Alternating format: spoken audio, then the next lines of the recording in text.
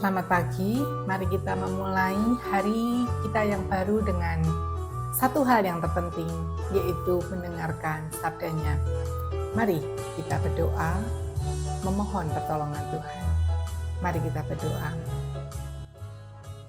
Allah yang Maha Kasih, terima kasih untuk hari yang indah yang Tuhan beri.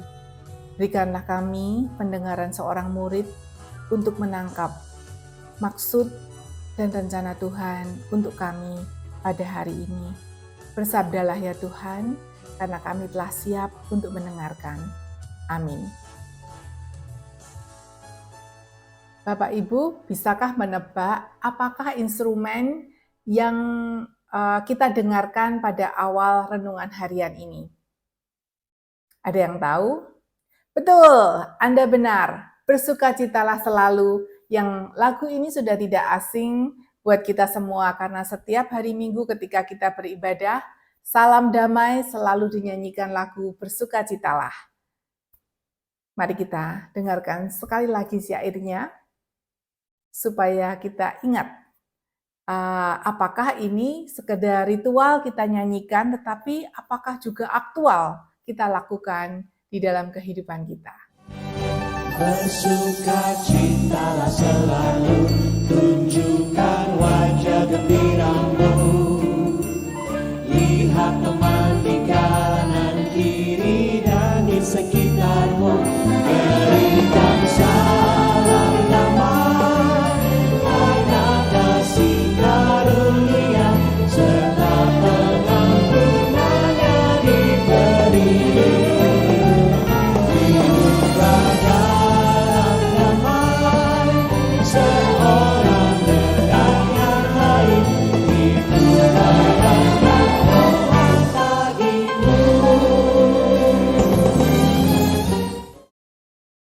Syair lagu ini seperti yang dinasihatkan Rasul Paulus kepada jemaat di Efesus untuk senantiasa memiliki sebuah transformasi hidup.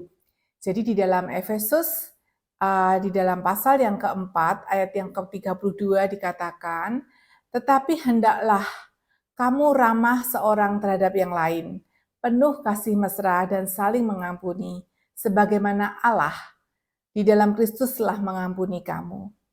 Jadi di dalam surat Efesus ini, di dalam pasal yang keempat, ini Rasul Paulus mengajak jemaat di Efesus untuk mengalami sebuah transformasi hidup. Setelah dimenangkan di dalam Kristus, setelah ditebus, maka semua anak-anak Tuhan harus mengalami sebuah transformasi di dalam kehidupannya. Dikatakan di dalam Efesus 4, yang pertama, Rasul Paulus mengingatkan untuk meninggalkan cara hidup yang lama.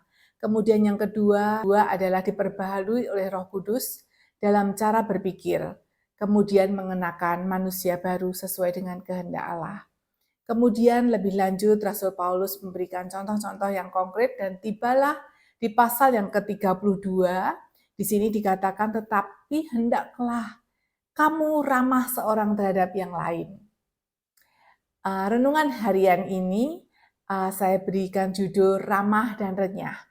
Karena seperti inilah ketika kita hari Minggu diajak untuk bersukacita, memberikan salam, lihat kanan dan kiri, untuk memberikan senyum, keramahan, hospitality kepada seorang dengan yang lain. Ini adalah mempraktekkan bagaimana kita bisa memberikan salam, memberikan energi yang positif kepada semua orang yang kita temui. Energi positif, saya katakan adalah ramah dan renyah. Ramah ini adalah memberikan sesuatu yang sangat mudah kita lakukan dan tidak perlu tenaga ya, karena hanya tersenyum dan memberikan salam. Kemudian renyah ini ketika kita memakan sesuatu, makanan, snack yang sangat renyah, kemudian crunchy, itu akan membuat kita nagih gitu ya Bapak Ibu ya. Kita ingin makan terus tidak sadar ya. Demikianlah kita memberikan vibes yang positif kepada sekitar kita. Kita memberikan keramahan sehingga orang melihat kita, siapa ya ini ya, gitu ya. Karena keramahan ini juga bisa menjadi jendela untuk kita bersaksi tentang Allah kita. Menjadi jendela untuk kita menjadi saksi mereka menerima Injil Tuhan Yesus. Ramah dan renyah. Saya tinggal di perumahan, seringkali saya itu memberikan salam, senyum kepada orang-orang yang saya temui. Ada yang menjawab, ada yang merespon, berganti memberi salam, ada juga yang tidak. Sampai anak saya itu melihat apa yang saya lakukan, berkata, "Mama kenal?" Enggak kenal. Tapi kenapa kok dia senyum? Ya dia membalas respon mama yang senyum begitu ya. Jadi kita memberikan smile, kita ramah, kita renyah, tidak harus kepada orang yang kenal, tetapi kepada semua orang yang kita temui. Sama seperti PBB juga memberikan Hari Persahabatan Internasional. Setiap tanggal 30 Juli kita merayakan Hari Solidaritas atau Hari Persahabatan Sedunia.